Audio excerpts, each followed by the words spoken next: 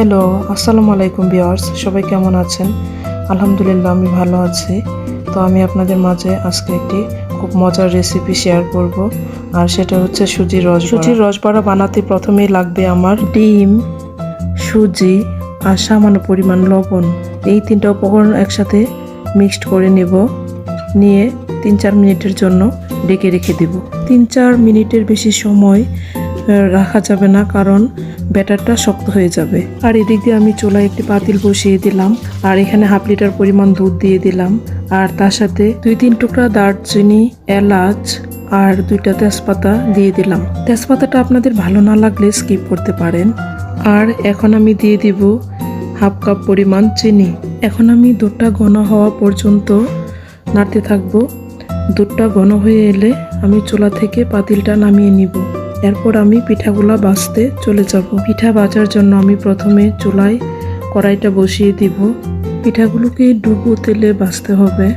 এই তো এরকম ছোট একটা চামচ নিয়ে আমি কড়াইতে পিঠাগুলো দিয়ে দিলাম। আর হ্যাঁ, চুলার জালটা অবশ্যই যাতে লো হিটে থাকে সেটা অবশ্যই খেয়াল রাখবেন। এই পিঠাগুলো খেতে অনেক মজা হয়, দুধের মধ্যে ভিজে একদম রসে টইটুম্বুর হয়ে যায়। এই তো আমার পিঠাগুলো ভাজা হয়ে গেছে, এখন আমি দুধে দিয়ে দিব। তো এরকম করে আমি সবগুলো পিঠা বানিয়ে দুধের মধ্যে দিয়ে দিব। এই তো দেখেন, 1/2 কাপ সুজি দিয়ে আমার প্রায় 9টার মতো পিঠা হয়েছে। তো এই তো আমার সবগুলো পিঠাই বানানো মোটামুটি শেষ। আপনারা চাইলে খেজুরের গুড় দিয়েও এই পিঠাটা তৈরি করতে পারেন চিনির পরিবর্তে। তো আমার কাছে চিনি ছিল, তাই চিনি দিয়েই করেছি, খেজুরের গুড়টা ছিল না তার জন্য। তো এই শীতকালে খেজুর গুড় পাওয়া যায়, আপনারা ট্রাই করবেন খেজুরের গুড় দিয়ে এই পিঠাটা তৈরি করে খেতে। খেজুরের গুড় দিয়ে পিঠাটা তৈরি করলেও খুব মজা লাগে। এখন আমি 1 ঘন্টার জন্য পিঠাটা ঢেকে রেখে দিব।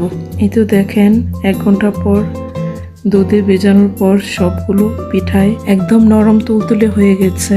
আমি আপনাদেরকে একটা পিঠা উঠিয়ে কেটে দেখাচ্ছি। একদমই নরম এবং তুলতুলে হয়েছে। খেজুরের গুড় দিয়ে এই পিঠাটা বানালে বেশি ভালো লাগে, কারণ এই সময় খেজুর গুড়টা পাওয়া যায়। আমার কাছে খেজুর গুড়টা ছিল না, আর তার জন্যই আমি চিনি দিয়ে পিঠাটা বানিয়েছি। তো সবাই ভালো থাকবেন, আল্লাহ হাফেজ। আর আমার ভিডিওটি ভালো লাগলে লাইক, কমেন্ট এবং সাবস্ক্রাইব করে আমার পাশে থাকবেন।